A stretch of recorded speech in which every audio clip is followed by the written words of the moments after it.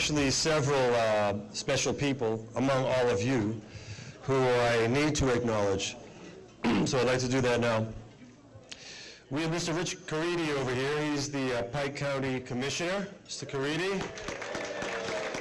Okay, a special friend of the family. We have Mr. Nick Mazza, who's Blooming Grove Township Supervisor, NRA instructor. He was sitting in that seat. He's also a retired law enforcement officer. And Mr. Eric Earhart, here is a Palmyra Township Supervisor.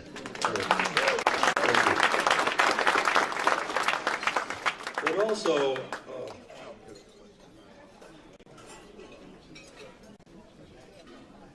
so our sister Sheena came to me and said very nicely, "Oh, Ted, by the way, Ted, you forgot a few people here," you know, which was very nice. And so I wanted to acknowledge here in the booklet, which Sheena designed, by the way. Isn't it beautiful? Ah, yes. Very talented young people in this community, you know.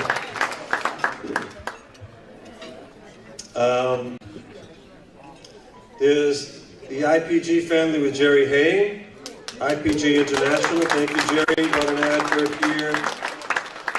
Paramount Carpet Care of Scranton, thank you very much. Last but not least, I don't know how I missed this one. How did I miss this one? Full page on the back. It's Car Arms. What's that? Oh, Car Arms and Tommy Gun Warehouse, our own Kucha and Justin Moon. Thank you.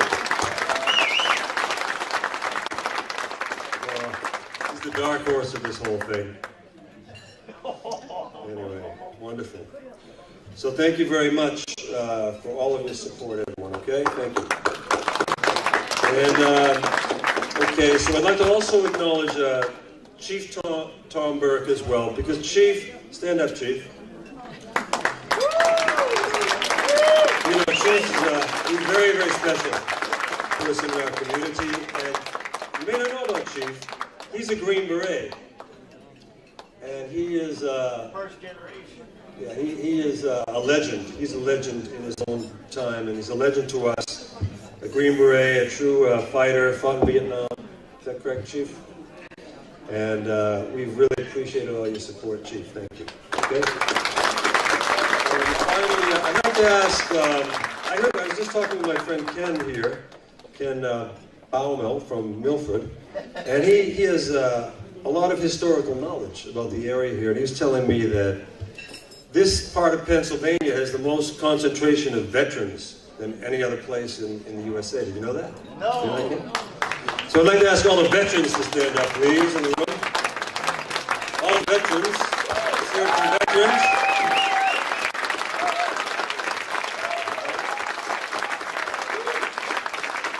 Thank you. Thank you very, very much. Okay, we're going to invite our keynote speaker, Mr. Larry Pratt. Mr. Pratt is the Executive Director Emeritus of Gun Owners of America.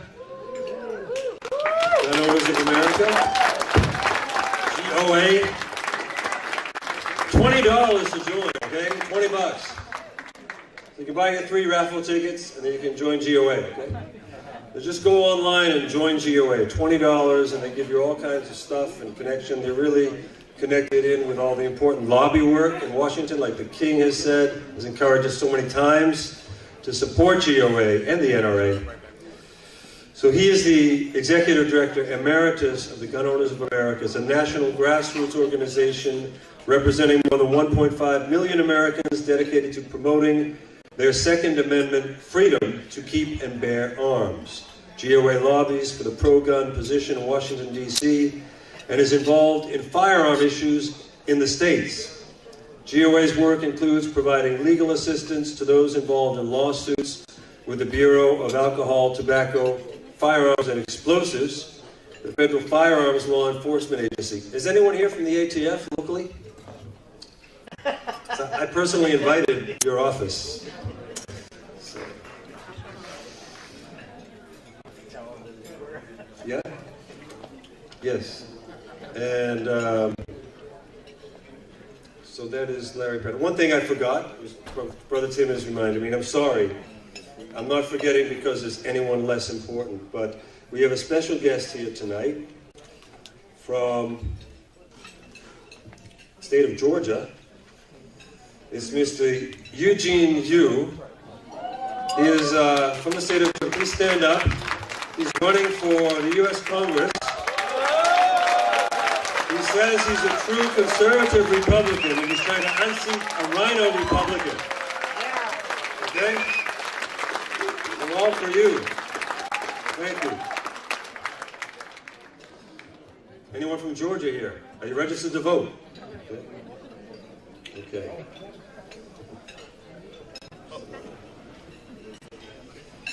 So Mr. Pratt has appeared on numerous national radio and TV programs such as CNN Piers Morgan, NBA's Today Show, and many others. He's also published several books, particularly on Armed People Victorious in 1990, and was editor of a book, Safeguarding Liberty, The Constitution and Militias, 1995.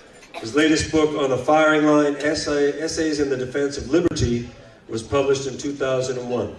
So Mr. Pratt has held elective office in the state legislature of Virginia, serving in the House of Delegates, and Mr. Larry Pratt directs a number of other public interest organizations and serves as the vice chairman of the American Institute for Cancer Research. And I ask that all of us really give a warm welcome to Mr. Larry Pratt.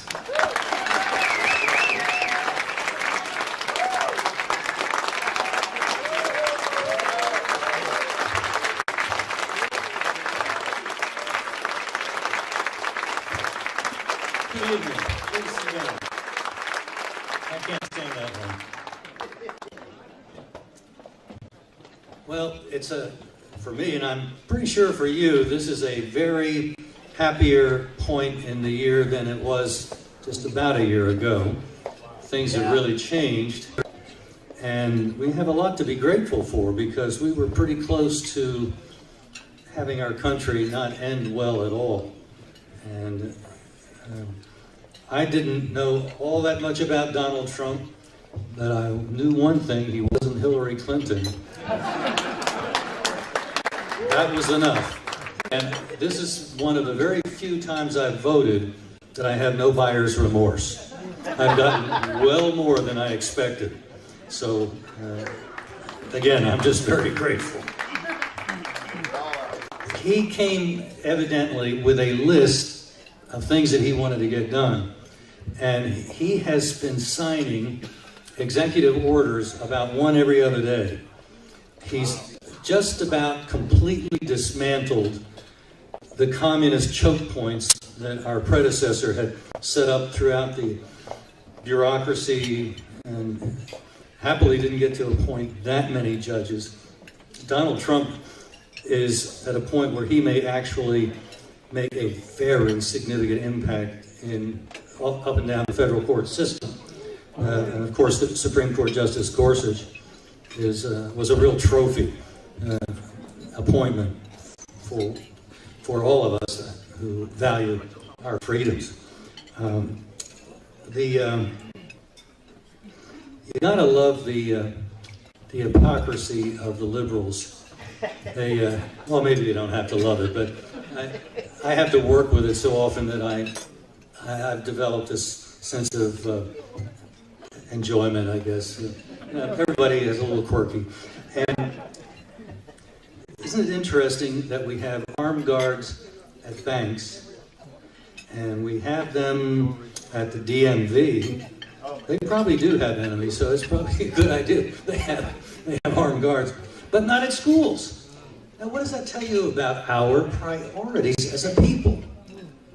We have men and women with guns at our banks to protect our money, but kids, what kind of a message is that to our children to start with?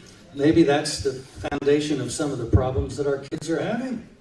Because we're saying in so many ways, you're just an accident. You're bothering me. Well, anyway, it's kind of a double standard, it seems to me. And I so enjoy my friend Chris Plant, who's a wonderful talk show host in Washington, D.C., he's on the, if you will, the Limbaugh station in the morning from 9 to 12. And almost every day he finds an appropriate place to use one of his favorite expressions, which is saying, we protect our money but not our children. Well, without double standards, the liberals would have no standards at all. And it just fits them so well every day. The issue of the day, I guess, as far as the Second Amendment is concerned, is the background checks. That's going to solve all of our problems if we can just keep guns from getting into the wrong hands, as we are told. But I think many of the people here, maybe all, know who they mean by the wrong hands. They mean you and me. That's who they really don't want having guns.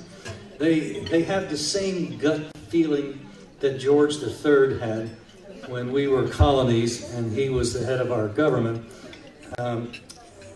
He didn't like peasants running around with guns either. And in fact, during our war for independence, he had said more than once, the regiment that I most fear is the black-robed regiment. That was the clergy that was preaching independence, the necessity of leaving the tyranny of Britain. And had they not been preaching that way, there would not be a United States of America. As John Adams, our third president, had said, the American Revolution began in the minds of the people a full decade before the first shot was fired. People didn't go out and face the strongest army in the world because they happened to get out of the wrong side of bed that day. They had had a growing realization that the reason that they and their forebears had come over a very dangerous trip to this world, facing all kinds of dangers and challenges, could be lost if they allowed the thumbs of those British overlords to continue pressing down. And so this became something that I don't think they fully understood in London, although the king did have that sense that he at least knew where his enemy was strongest. And it was ideas that were behind that war for independence. Just as an aside, George III, I'm told, ended up in an insane asylum. We literally drove him crazy. So Barack Obama and those like you, learn from George III. Actually, I stole that line from Patrick Henry. He was speaking against George III, and people thought he was on the verge of making a seditious statement. And so when he got to the next dictator to have his head cut off would be George III, he said, and George III, let them learn from all of their experience. So the Tories, the Loyalists thought they had him, and Patrick Henry, of course, was playing with him. Much as I've come to realize that maybe that's what our president does with his opponents. Not quite as articulate and eloquent as Patrick Henry, but who is. But it seems that the president is quite capable of playing like a cat with a mouse, and he gets the liberals to a point where they know that he's going to, or already has said something really stupid, and they're going to nail him for it, and it turns out he just gets more votes, more support because of what he said and what he did. And they haven't learned. They keep doing the same thing, reacting the same way. But that's kind of cruel, isn't it, to take such schadenfreude, such pleasure at their suffering. Well, I do. Anyway, the background check, let's just make this clear. This is so unconstitutional. This is something that is laying the groundwork, if we don't convince our fellow Americans that it doesn't do any good. In the last year of record, where I know what the numbers were, there was around 20 million background checks performed. The number of prosecutions were 44.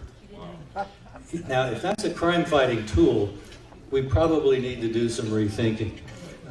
So not only is it unconstitutional, but it's a huge waste of money. Yeah, there are people that go to a store and the sale can't be completed because of something in their background. If they challenge the denial to purchase, 95% of them successfully appeal. So the background check system is just a way of conditioning us to get us used to the fact that shall not be infringed doesn't really mean that. The founders were just kidding. They just were shooting at the British for fun and giggles.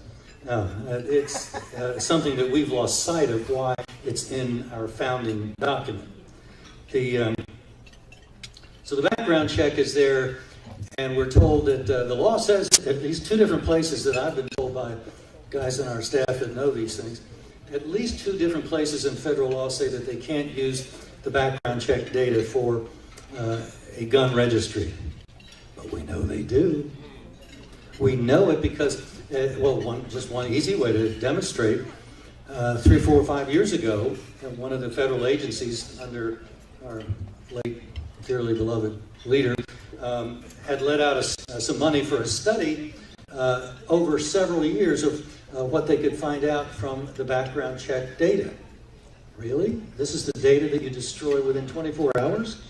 And you're doing a multi-year longitudinal study? I need to go back to the dictionary to find out what these words mean. So it's building a registration list of the American people. I'll know that we've really come to our own politically when Mr. Trump sends somebody over to Clarksburg, West Virginia with a big magnet and messes up all the computers over there with all the records that are being kept of all of us who have bought a gun at a store. That will be a good day.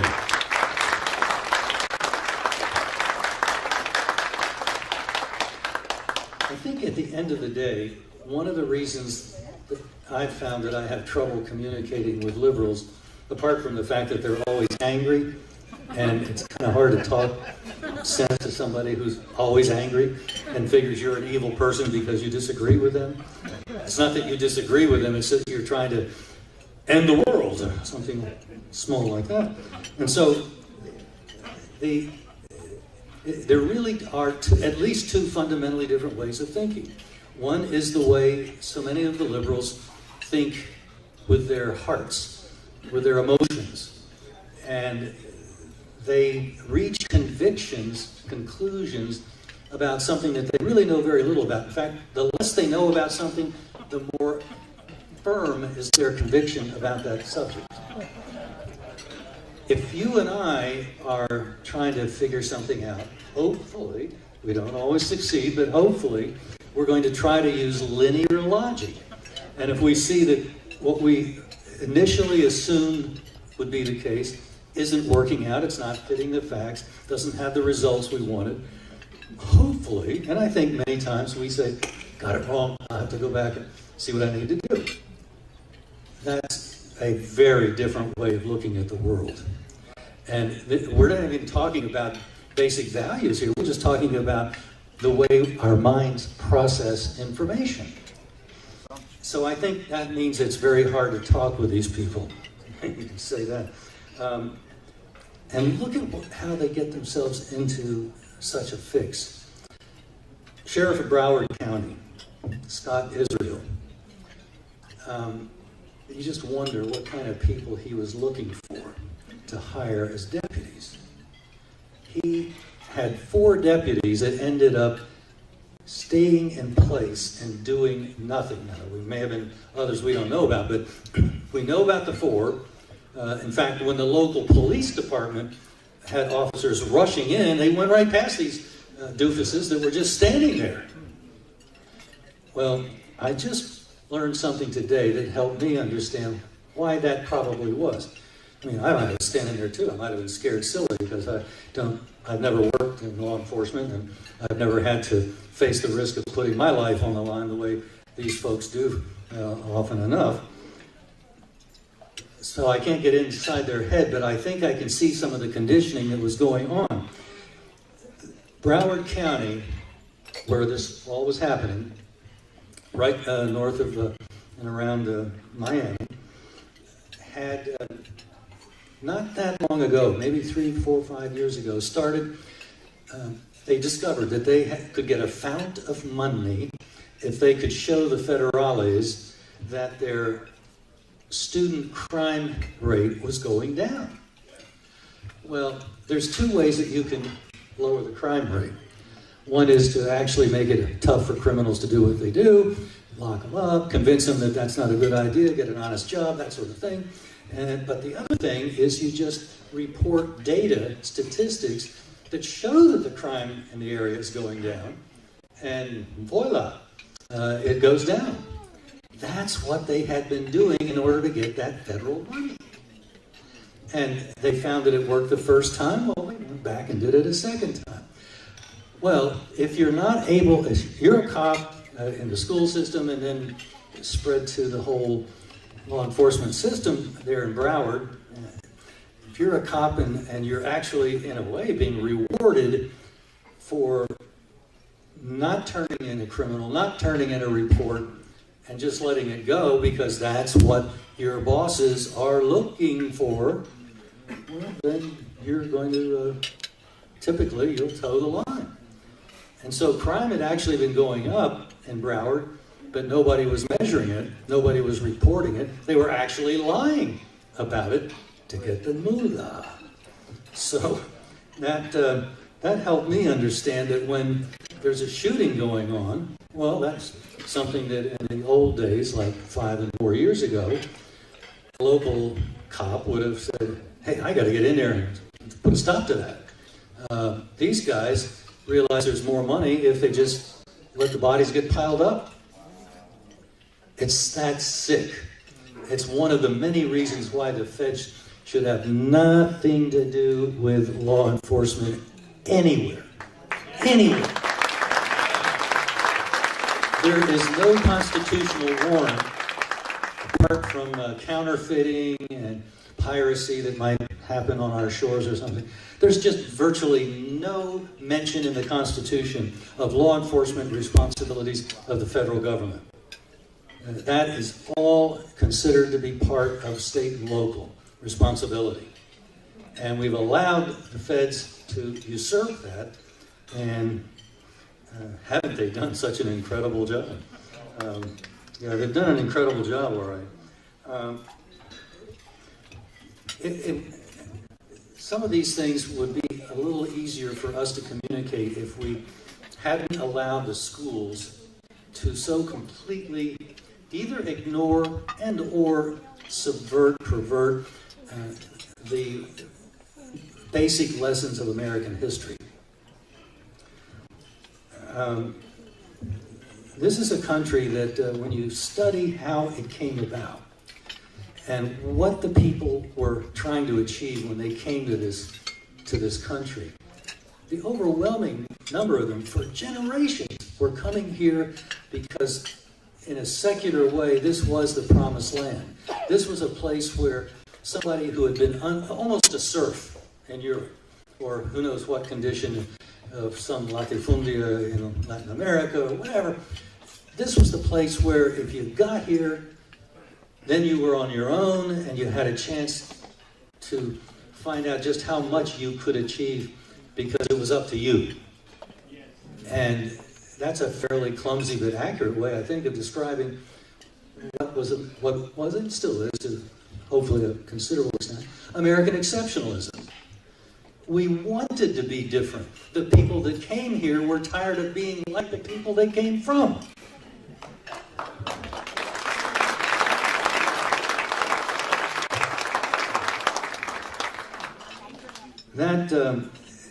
That's what set our course in such a fundamentally different direction. And as others have pointed out, we're not American because we were born to an American race. Frenchmen are French because they're born to a French family. Germans to a German family. But in America, you can come from anywhere. And if you share those ideas that I'm pointing to, you're an American. You're an American.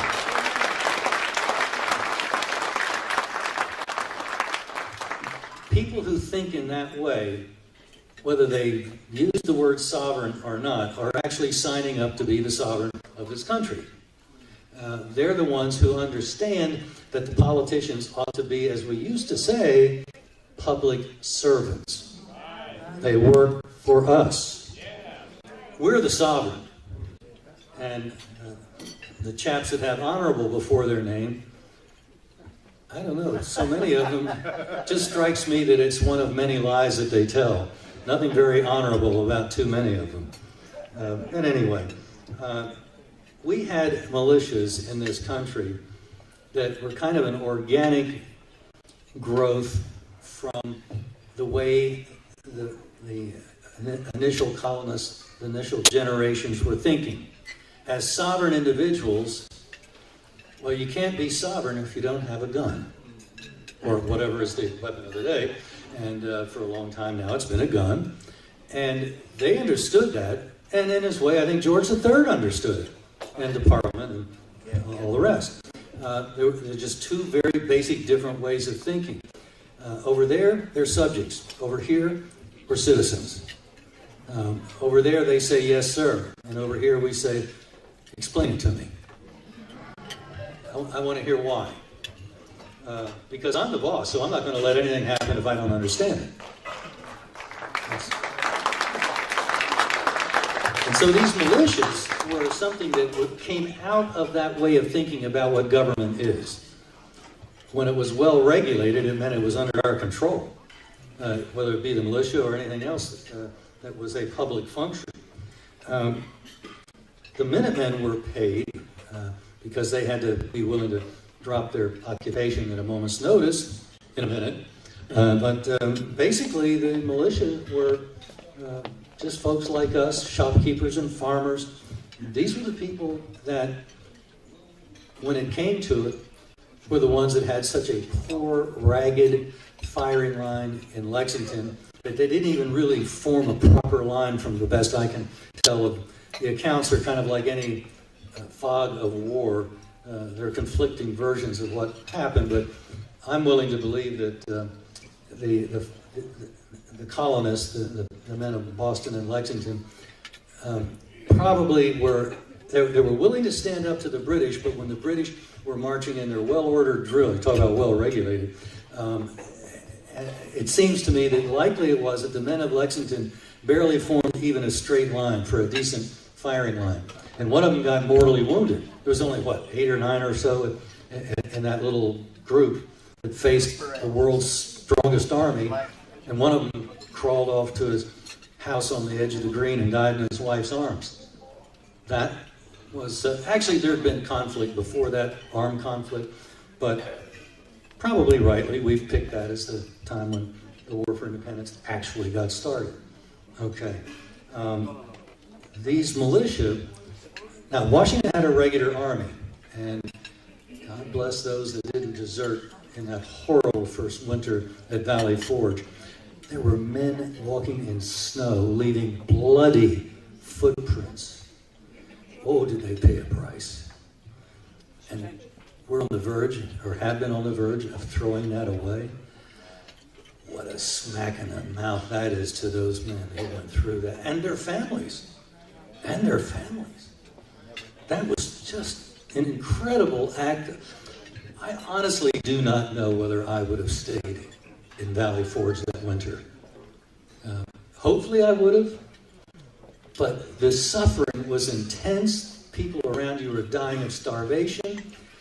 Martha Washington arrived one day in the middle of this agony with close to a couple dozen pack horses loaded with supplies and wagons as well. George Washington himself had skin in the game, as did many of the colonial leaders. And one of the things that I have remind me constantly is when I'm in my office, I can't help but see a picture. It's actually a reproduction of a painting. No, we don't spend your money on pictures or original art. But there's this reproduction of Peter Muhlenberg preaching in his pulpit in a church in the Shenandoah Valley. And he preached that day on, I think it's Ecclesiastes 3, there's a time for this, a time for that, time for this, time for that. Well, there's a time for peace, and now, he said, as he pulled off his clerical gown, revealing an officer's uniform of the Continental Army, now is the time for war. Now, I didn't realize until 2 or 3 years ago when I read a book by an Oklahoma State rep, and see if I wrote his name down. For some reason, I just refused to memorize his name. Dan, you can find it online because it's the book, 2 books called The Black Robed Regiment. One is about them, and the other is a collection of the sermons they were preaching up and down the colonies. And you can see why men were willing to leave. The men that left his church that day after he preached that sermon marched down the aisle, center aisle of the church, outside, and virtually every man in the church signed up to be in his militia company. They elected him captain. They did not come home or see their families for 8 years. He fought in Washington's army and rose to the rank of colonel. And so, for the longest time, I thought the war lasted longer in the South than it did elsewhere. It was dreadful. And you might say 1814 was the last war because the British made that one last attempt to conquer America by attacking New Orleans, and then they would make a back end run on the rest of the country that way. But Muhlenberg was not alone. In fact, what this book, Black Robe Regiment, shows you, this was what perhaps a third of colonial pulpits were preaching. Obviously, there were Tory pulpits. There were pulpits of men that didn't think politics and religion mix, and there's the same issues we deal with today. But that third was really hitting hard, and it motivated men to be willing to do what they did, and their wives, because they didn't have maybe it wasn't quite as lethal, although sometimes it was if the enemy soldiers found them unprotected, but they had to do so much without the guy that was out, should have been out plowing the field, should have been pitching the hay, should have been doing all that kind of heavy work, and he's not there.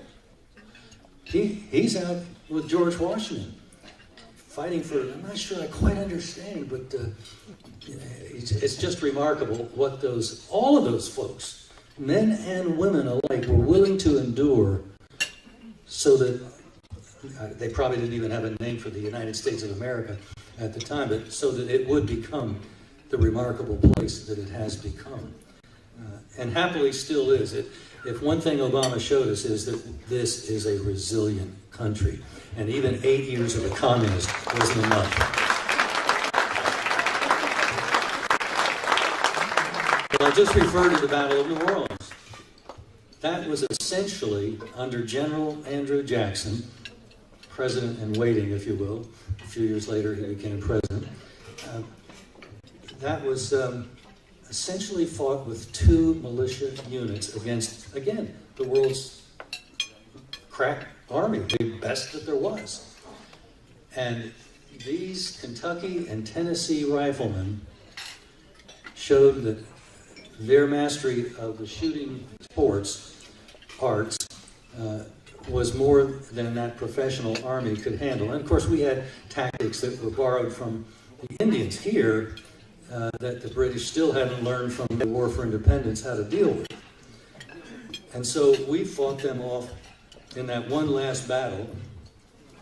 Happily, we get along better with them now, but that was a tough 50 years or so, give or take. And we had militia that could be engaged at almost any time, depending on where you lived in the country. And so that last battle of New Orleans stopped the invasion of the country and made it clear that the relative strengths of the 2 countries had shifted to the point that even though America was not regarded as a superpower at that time, when you look back, you can see, well, maybe that is when our being a superpower really began to emerge. And it only became clearer as time went on. And one of the reasons for our military abilities was these were essentially a rural people, and there were guys that could shoot a squirrel jumping from one tree to another while he's in mid-jump. And some of them could do it with a musket, not even a rifle. So, poor British officer, he was the first target that our snipers would aim for, because they were so overly well regulated that without that lieutenant or captain or whatever, they really didn't know how to function. And that maybe is another way to illustrate our guerrilla fighting, Indian style fighting heritage, is that if we lose our captain in a battle, nobody's looking around for trying to, well, what do I do? You know, no, the American soldier typically knows exactly what to do. And if you're down to the last private, he knows how to take charge. That makes him so different from other armies of the world, where they don't know what to do unless somebody tells them authoritatively what to do.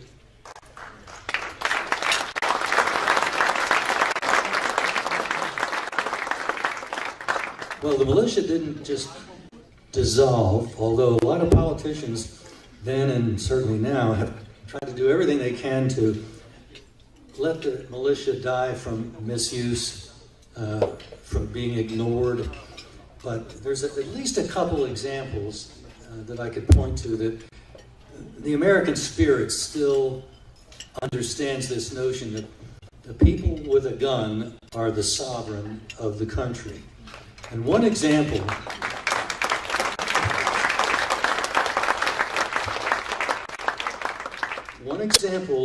is one of my favorite little, I've never watched the whole movie, and I don't actually know what the name of the movie is, but a Hollywood movie.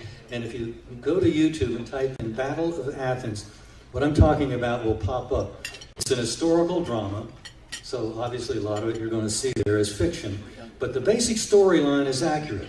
1946, veterans returning from World War II come back to Athens, Tennessee, and find that it is totally taken over by the lowest of politicians. I was going to say corruptocrats. They stole everything, including elections. That's how they stayed in power. Well, that became rather well known, and so the election that was held in 46 turned out to be a typical stolen election. And as I've told a few of you, I can relate to this because the one time my wife voted in Panama, before she became an American citizen, was she voted for president, put her paper ballot in the box, just like they were voting in Athens, Tennessee, and she was there close to the end of the day. And so when the polls closed, they didn't just close, they moved. The police in Athens came in and took the ballot boxes, quite against the law, over to the police station. In Panama, also quite against the law, soldiers, because they didn't really have police, they had a national army that doubles as a police force. It's changed a little now, but anyway, they came in, and of course they got all the guns, and if you had a gun, it was at home, safe, it was only for hunting or target practice or something of that sort. No militia tradition, no notion that the people are the boss, and so they just watched as these soldiers carried away the ballot boxes. So when I first saw the Battle of Athens, I thought, that's just what Priscilla had told me she saw with her own eyes. Different accent, of course, but same result. Same result. So we can be just as messed up as anybody in the rest of the world, but by the grace of God, we still have some advantages that most of the rest of the world doesn't have. And so one of those advantages was that the men of Athens, these returning veterans, kind of knew what was likely to happen. And so sure enough, when they saw those ballot boxes being removed illegally, they went to, I guess, their homes and whatnot, and they came back about an hour later. I would call it a militia. The police probably called it a mob, but they came back in cars and in pickup trucks, just bristling with rifles. They surrounded the police station. There was a brief shootout when the cops realized this isn't going to end well. And so they left the ballot boxes there in the police station, and went out behind a white flag. So the ability of that militia, and it's not, I understand, it's not a precise constitutional militia because it wasn't organized by the state, which it should be, but it wasn't. But it was still an exercise of effective popular sovereignty. And it's nice if we can do it and dot the I's and have our state government so disciplined that they'll do it themselves. But at least it got done in Athens. I would submit, as I've thought about this, that what happened in Bunkerville, Nevada, now about, back in 2014, the Bundy family. The Bundy family showed that our country still has a pulse, maybe pretty weak, but it's still got a pulse. We're still alive. And when they were invaded, and I think that's the proper word, by BLM agents with machine guns, they holed up around and in their house. Things were getting pretty desperate, of course, but you know, these country boys have a pretty good handle on some of our technology. And out there in the middle of the desert where you don't find any cell towers or anything, somehow, and I still don't understand it, people have tried to explain it to me, but I'm not my father's son. I have none of his engineering abilities whatsoever. But they were able to produce an internet, and they were able to show anything the government was doing online. Smile, ATF, your own live camera. That was an incredible restraint on them. And as you may recall, this situation developed to a boiling point. People were coming from all over our country with their guns, because the Bundys didn't at first have any obvious armed resistance. It was known that, of course, they had a lot of guns. Mormon family in the West, in the desert, yeah, they had some guns. But they were getting reinforcements by the hour. In fact, I had bought a plane ticket. The head of the Oath Keepers had invited me to join a news conference where we were going to try to dramatize the unconstitutional actions that were being conducted by the federal government, mostly the BLM, but others as well. And we had scheduled it for a Monday. And Saturday morning, like what? So just really 2-3 days before, the news conference was to take place. I got a call from Stewart at Rhodes, and he said, well, we've canceled the news conference, so you can stay home. And of course, I'd already bought a ticket, last minute ticket. I don't even want to tell you how much it was. And I said, why? What's going on? He said, well, at 7:30 this morning, so it was 10:30 when I took his call. In other words, he called me right after this had happened. He said the ATF and BLM and all those guys just rode away. I subsequently learned that what led to that ignominious exit of those big, brave federal agents was a confrontation between some unarmed men and women, ranchers, on their horses, riding up, unarmed, to face these machine gun-toting federal agents. What's wrong with the picture when the federal government has superior firepower to the people? That's a basic question we need to keep in mind when analyzing these kinds of situations. And a deputy marshal from the local feckless sheriff's office, who may be the sheriff now, the sheriff was replaced happily by the voters, and he asked the question of the head of the BLM agents. He said, do you want to be known as the folks that gunned down a bunch of unarmed men and women? And that seemed to get his conscience. So I'm happy to be able to report that some of them still do have consciences. Don't give up. And that really touched the guy's heart. He put his gun at the ready, no longer aiming at the people, and that was the signal to the rest of the desperados, can I say, to follow suit, and they rode off without a word after that. It was just, never mind, and it was over. Most incredible thing. And that's That's what Stewart saw. And that is a story that I didn't even learn about until a little bit later, and I'm pretty sure it's not that well known, but there we have it. Now, the men and women on those horses were unarmed. But what do you think would have happened had they been gunned down? Well, I'll tell you one thing I know.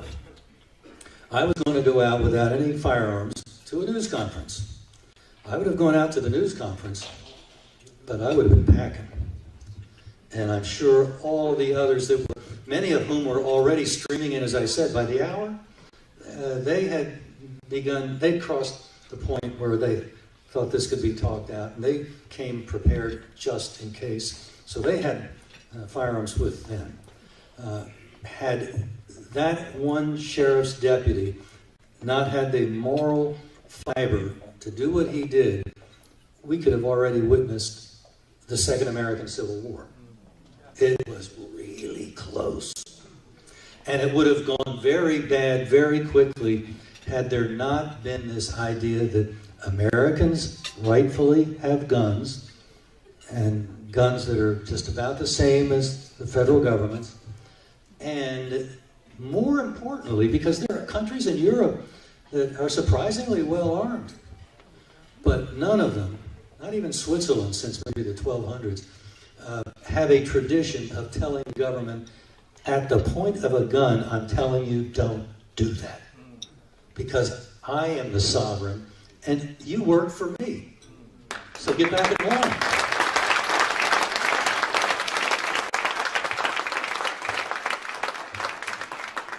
So we had armed people who were substantially good shots, and we had preachers who were the internet of the day, they in the weekly newspapers, who would typically reprint the sermon that they'd heard the Sunday before.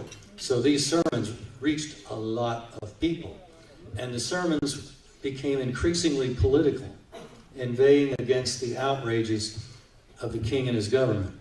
And particularly the soldiers that were here, some of whom didn't even speak our language. They were from Germany. And they got pretty ugly. And so there was no love lost between these occupiers. And isn't that interesting? That frequently leads to trouble when you've got an occupation force that doesn't speak the native language.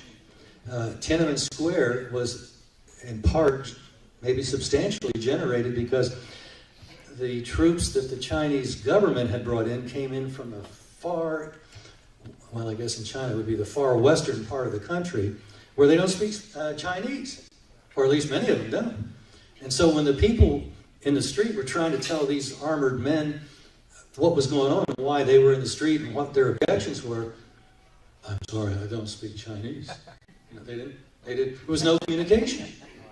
And that's what led to the ugliness of Tiananmen Square. At least the immediate cause of it. They had no chance to make their case. Well, we spoke the same language, and we communicated, I think, quite effectively. And here we are. I think we have so much to be grateful for. It may not be the fourth Thursday in November, third or fourth, fourth, yeah, where we celebrate Thanksgiving, but we have a lot to be grateful for. And I just, and every time I think about this, I'm just so grateful that I had the privilege of being born here. And I'm so grateful that so many other people share the same vision, even when they weren't born here, like my wife, like many of you here. And they came to this country because of what it offers, and what they will be free and are free to contribute when they come here, that they would have found it much more difficult, at a minimum, had they stayed in their home country. So I think this whole story of the militia is in many important ways the story of America. It's the story of an independent yeomanry. It's the story of armed men and women. And it's the story of some amazing preachers that stirred the sense of righteousness and injustice that was being perpetrated and encourage people to risk and to lose their lives so that we can be here at a time like this, in a place like this, and talk the way we're talking. You realize how quickly I would have been slapped in jail in so many other countries, including so-called democracies. Try talking like this in England today, or in France, or in Germany. The countries that are finally apparently rising to the level of freedom are the ones that recently had a communist boot on their throat. So in Central Europe, we have people that get it. And in Western Europe, they've had it so good for so long that too many of them don't. Maybe there's a rebirth of this notion.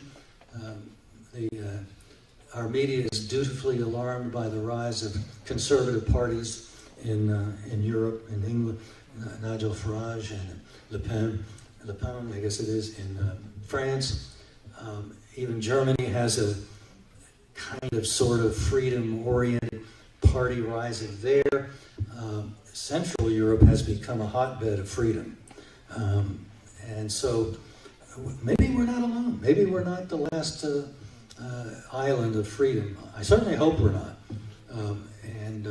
I think on balance, we can be glad that we're where we are. We have to recognize we have so many things that we need to get corrected. But we can talk about it. We can work on that. It won't risk our lives, as a rule, to do those things that need to be done. And so for that, we can just say, praise the Lord. Yeah.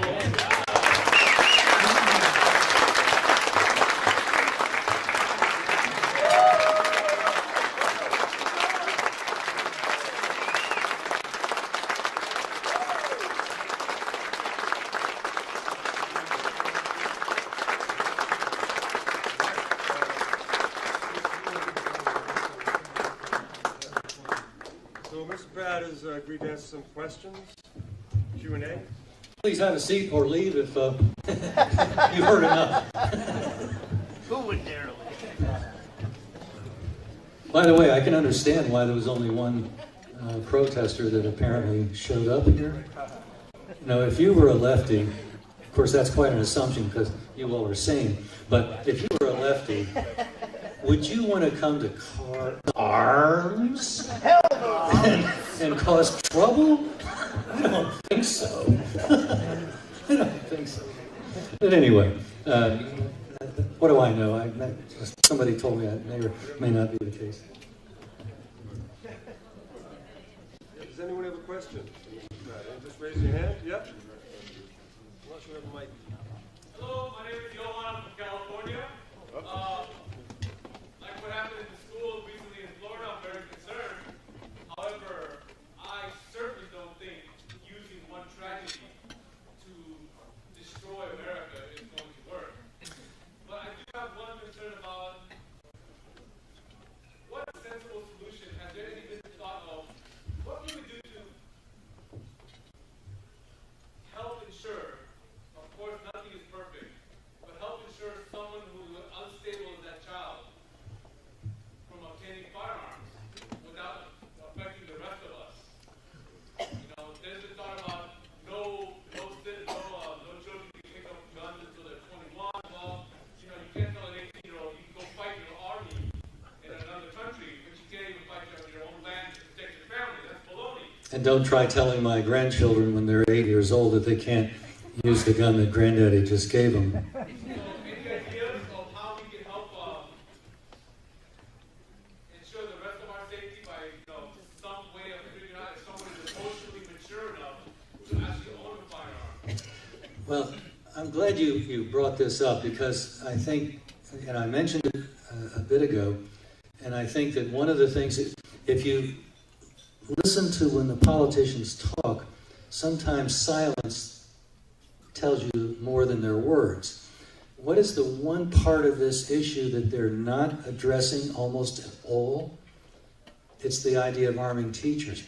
Had it not been for President Trump and former Speaker of the House Newt Gingrich, we wouldn't have had any leading politician say, well, we got to be willing to have teachers that are willing to be armed and willing to be in those schools to be there with their guns.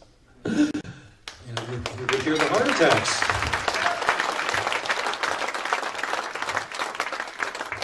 next to being shot yourself, I can't imagine anything more grievous than watching the children you love and you've poured your life into being gunned down when they're 8 years old or 18 years old.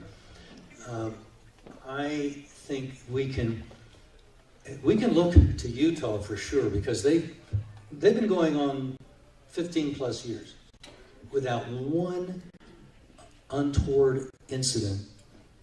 And teachers are just crawling in those schools, if you will, one way to put it, armed in all levels of education. And dirtbags are evil, but they're not completely stupid. Sometimes they, of course, do stupid things. But they kind of, I think, got the memo. If you want to shoot the kids up, go someplace else where the teachers are probably not going to be able to shoot back. Now, there's other aspects of this. What happened in Florida seems to be a classic example of Murphy's Law. If it can go wrong, it will. And there were just so many things that should have been done that weren't done. This little snotty nose, maybe I mentioned it, but he'd been visited something like 39 times by the cops. They didn't even write up a citation. So the message was clearly getting through to him. Well, we don't think you should have pointed that loaded gun at your classmate, but hey, let's be nice, okay? It was something like that, apparently.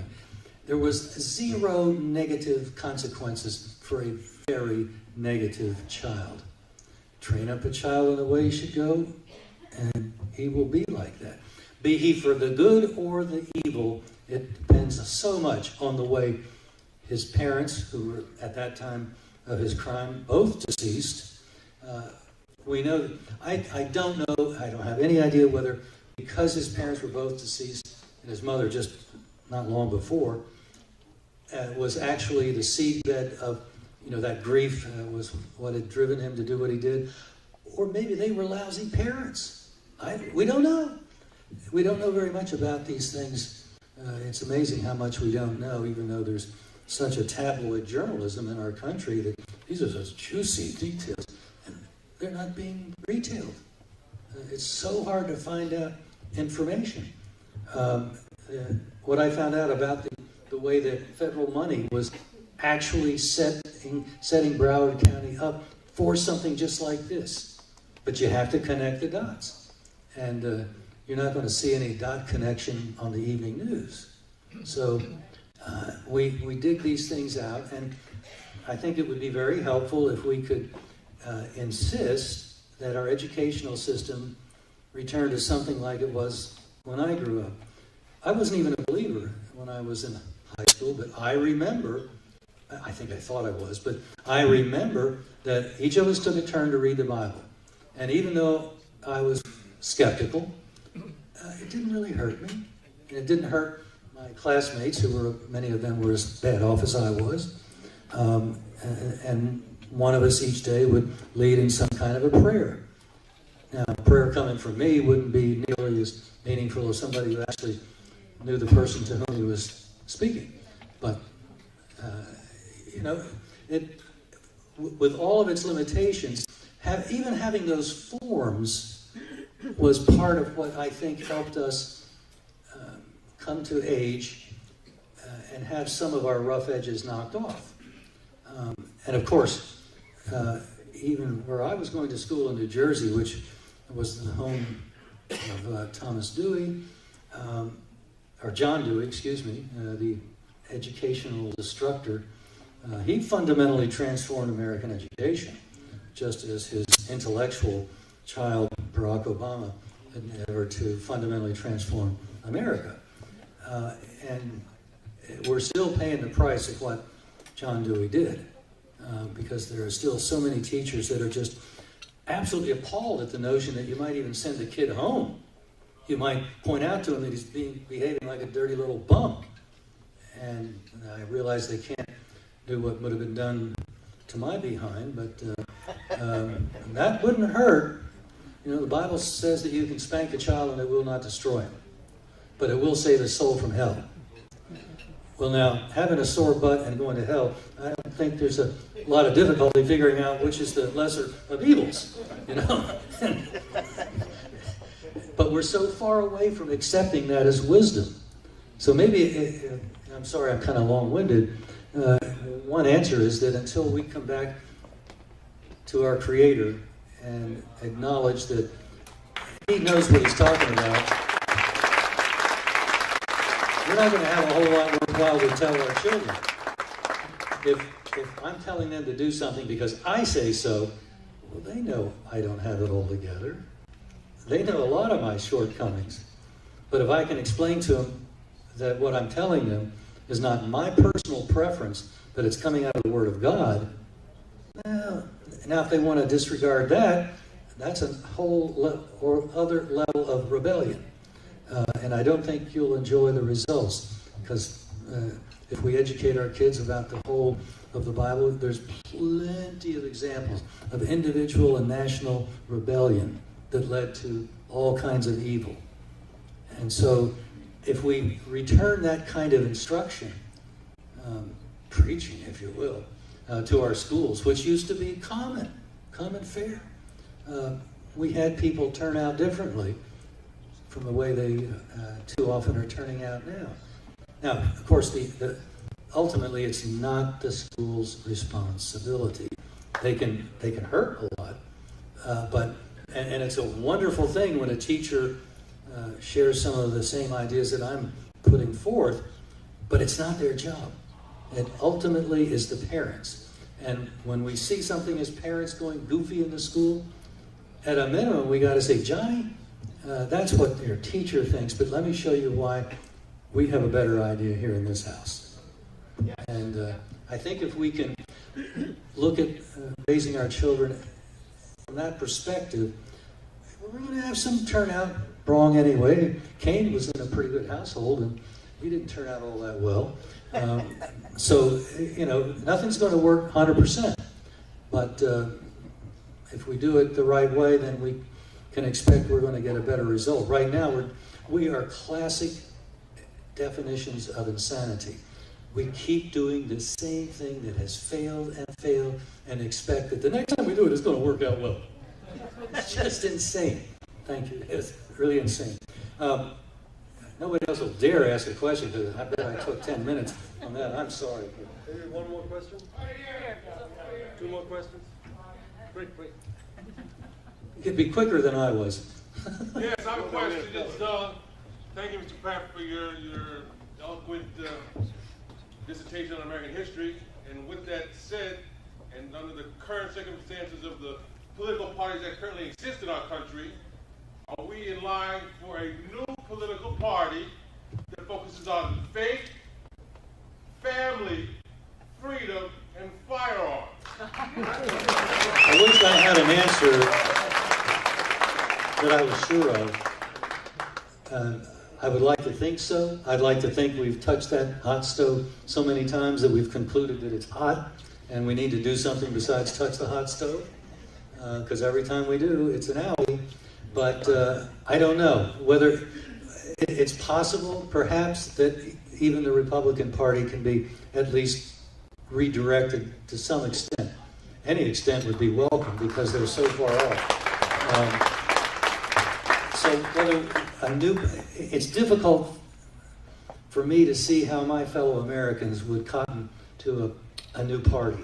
It's just not something it worked once, and it's called the Republican Party now. But others have tried, and it's gone nowhere. What about the libertarians?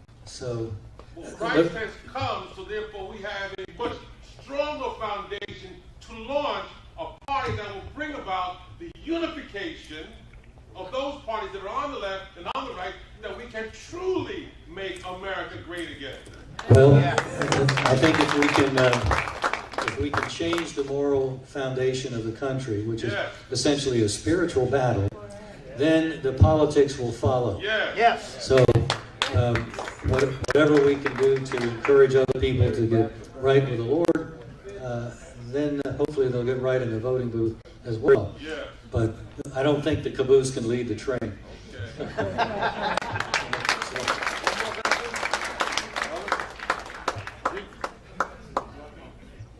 I grew up in rural Montana. Robert Kell, for anybody who wants to know. Grew up in rural Montana in 68, the great gun control debate. Of course, rural Montana doesn't tell me anything specific because, what is it, 98% of the state is unincorporated? Yeah. It is big sky country. Been there. It's wonderful. God's country. But one of the, as a youngster growing up, 68, one of the mantras of the gun control debate is that more guns, more violence, and that I looked around me. If that were true, everybody in my town would have been dead, as there's more guns than there were people. Or they'd at least been in the hospital recuperating from the gunfight last night. Yeah.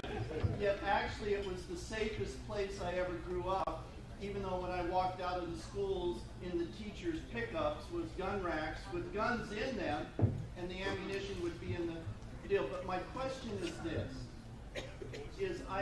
in working with a lot of people, especially people who have never grown up with firearms, one of their deals is they fear people with firearms because they lack trust in their fellow man. And they assume, I think, and let me take off from that point, because they assume, and especially if they're liberal, that they're going to lose their control, they're going to lose their temper, they're going to be an angry person, as they are. And they haven't experienced the kind of discipline that comes with owning and using a firearm. I think I've told a couple of people here that having seen the European attitude about guns, say in Switzerland, where they actually do appreciate guns, and here, if you're at a firing range in Switzerland, during lunch they'll have a couple beers. If you tried that stunt here in this country, they would bar you for life from that range. So there's some cultural things that we just have to accept, but the basic rules, of course, are the same in both Swiss and American ranges. Know what's on the other side of the target, and really know where your finger is on the trigger or not. And all of those standard rules apply, and they know them as well in Switzerland as we do here. So we have to allow for certain cultural differences, but I think it's just a very healthy thing if we can get people more introduced to shooting. And one of the things I love about the NRA is their outreach to young people. That means that a lot of the lies about guns and what guns make people do, they can't control themselves, that becomes pretty self-evidently baloney. And once people see that and see how responsible, almost how hyper a gun range master is, they begin to see very quickly that these guys are not quite what they had in mind, what they've been told about. They're hardly some bozo riding around in his bib overalls with no shirt and single tooth that he's admiring in his mirror. That actually, you see some pretty impressive people at a gun range. Some of the best people you are ever going to want to meet will be at those gun ranges, and from all walks of life. They're not all yahoos that are digging ditches or something, whatever the stereotype of the day might be. So hopefully we can get this message across that we need to keep outreach to, particularly to children. The left understands this. Hitler said, give me the youth for the schools and I'll control the next 2 generations. So that's really the battle that we're in. And the battles that we fight at GOA are symptomatic, but we don't frequently get to the real root of it, and that's where you all really are going to make the difference, whether we win or not. So.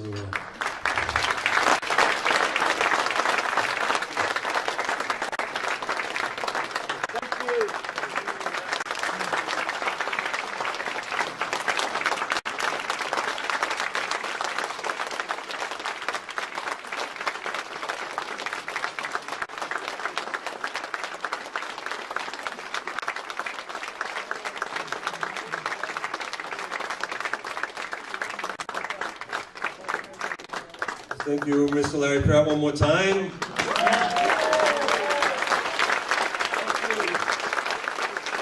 can talk all night, you know.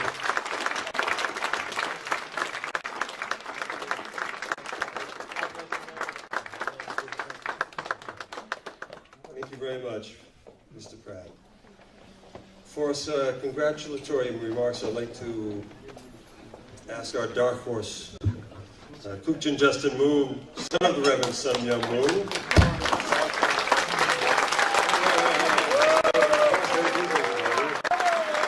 He's the older brother of young Jim Sean Moon, the second king of Shelby Group.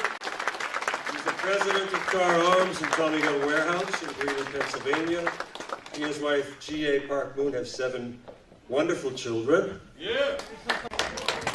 Justin's a graduate of Harvard University, a brilliant engineer and businessman who owns 7 design patents of his own creation. His company acquired Auto Ordnance and Thompson Firearms line in 1999, Magnum Research and Desert Eagle line in 2010. He is a patriot and visionary who, together with his brother Sean, is deeply committed to protecting the freedoms given to us by God and guaranteed in the U.S. Constitution. Please welcome Mr. Kuchin Justin Moon.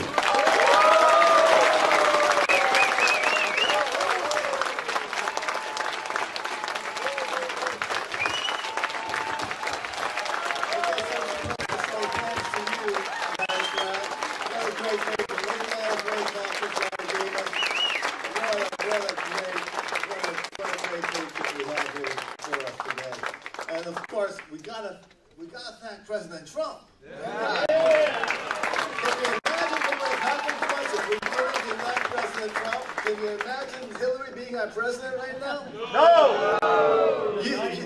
You know what would happen if Hillary was president, right? Yeah! She would round all of us up and take us to FEMA camps. And then, if that happens, then we'll really have to decide on what we want to do. But here's one fact for you. A lot of people don't know this, but in the last 100 years, if you look at all the people who have died in all sorts, in the crime and in murder, they've actually added up that statistics, and about 5 million people have lost their lives in the last 100 years by criminal conduct, by murders and theft, resulting in the death of an individual. 5 million. That's a lot of people to die from crime, right? Yeah. But in the same 100 years, 240 million people lost their lives by government genocide. 80 to 1. Yeah. You're like 40 times more likely to be killed by your government than you are by a criminal. Yeah. Yeah. So this is the statistic we have to remember. Why do we have guns for self-defense? We have guns for self-defense so that when somebody comes on our door and wanted to kill us, we can protect our families, right? Yeah. But when we look at the historical statistics, it's more likely that it's going to be your federal government who comes knock on your door and want to take you off to some kind of death camp. Yes. I mean, I know from personal experience because my father was in a death camp. Yeah. He was in the North Korean Hungnam prison under the Kim Il-sung communist regime. And they were working him to death in a death camp. He was freed by General MacArthur when he invaded the North. Yes.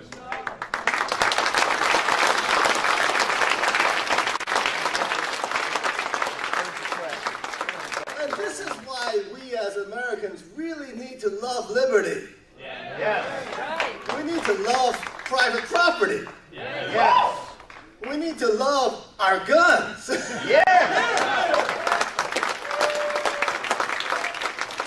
without private property, without our guns, we're nothing but slaves in the communist death camp. Yeah. And we know how that ends. You end up dead. I mean, our great country here in America, we tried socialism at the start. Yeah. When the first colonists came here, they tried socialism. Right. And you know what happened when they tried socialism? 90% of the colonists died. less than a year. In less than a year. That's why the governor then decided, okay, this socialism's not working. Maybe we should just divide up the land, have private property, and let people keep what they produce. And then it was that following year where after private property was instituted that you had a huge harvest and everybody had surplus to sell, to make money on. Thanksgiving. That's Thanksgiving. Socialism doesn't work anywhere. Right. Yep. Communism doesn't work anywhere. Like Korea. I mean, during the Vietnam War, when we were fighting communism, we used to have some sense. We used to know that the only good commie was a dead commie. That's what we should be teaching in school. And so I'm so grateful that we have men like Larry Pratt still, head of the gun owners of America, who are fighting for our freedom. Yeah. Fighting for private property. Yeah. Fighting for capitalism. Yeah. Fighting for God. Yeah. God, guns, and freedom. That's where it's at, folks. I hope you can all accept that. Thanks a lot, Larry.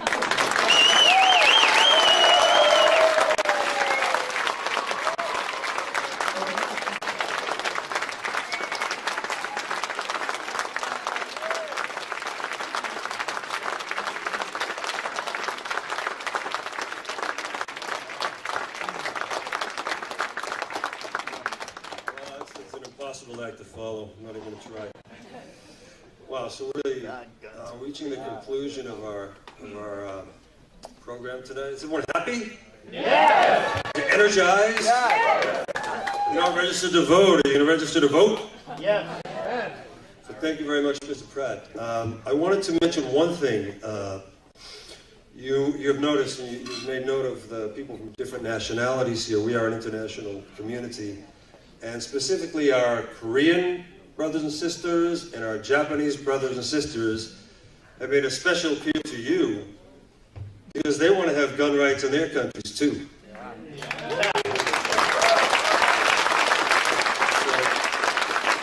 So, sovereignty mentalities, this is maybe the seed, but it has a lot of branches and roots that will go out from here. So, Mr. Pratt, thank you so much for being here. Thank you.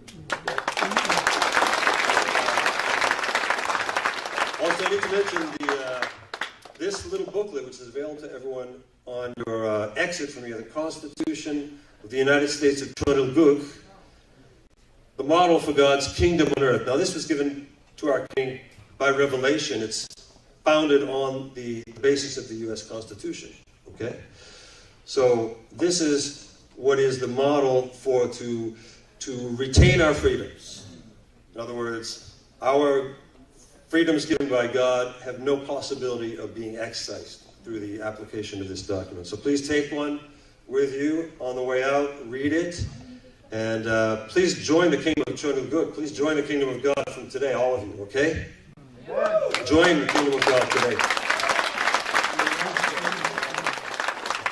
And finally, if anyone, we do need to raffle off that premio, that $700 gift certificate. We also had our chief kindly donated some of his products as well as raffles. So we actually have 3 to give out. And we'd like to ask the young ladies to come to the head table. And we have here Mother Kong, who is the wife of Reverend Sun Myung Moon. This is Mother Kong here. And please acknowledge her.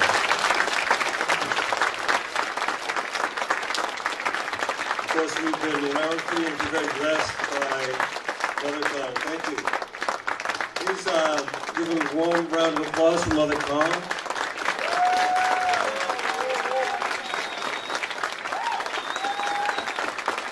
And we'd like to ask her to pick 3 tickets, 1, 2, 3. The first 2 will be for Chief's prizes. The third will be the $700 gift certificate, so generously donated by Justin at Car Arms. So,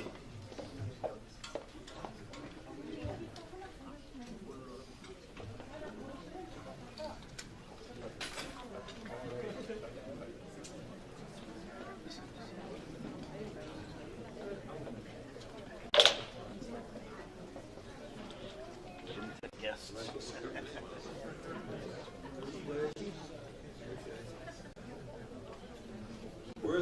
by the way. They're in the bag. Okay, the first one is Toshiko Morita. Third place. So that's, you can pick up your number is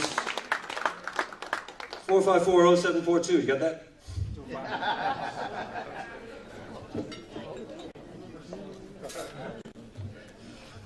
Oh, Toshiko Morita. 4540742. Okay. And the next one, Hannah.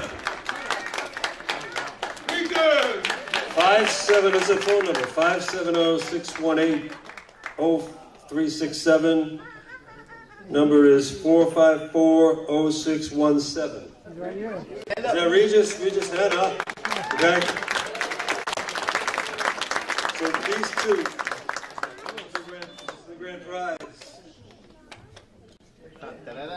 Sure this is the right one?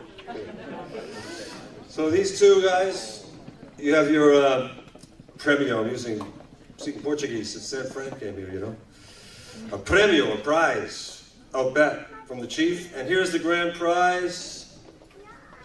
It is, the winner is, drum roll please, Karen Newrafter. Karen Newrafter. One, the premio. Number is 4540612.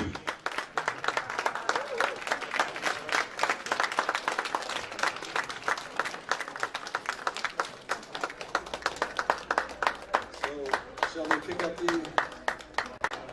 prizes? You want to present the prizes today? Do you want to present? Could we ask the king to close us out?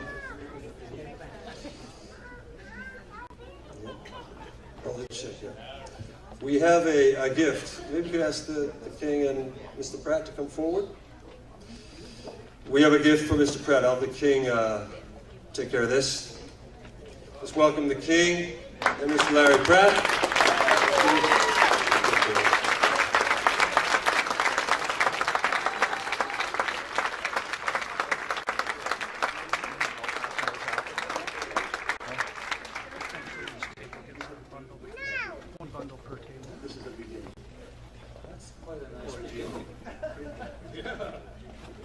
I'm not giving it back. $8,000.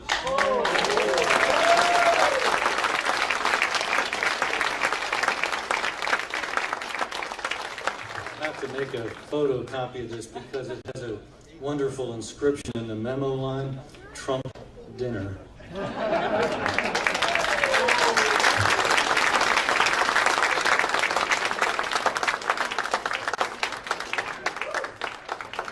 Thank you very much, everybody.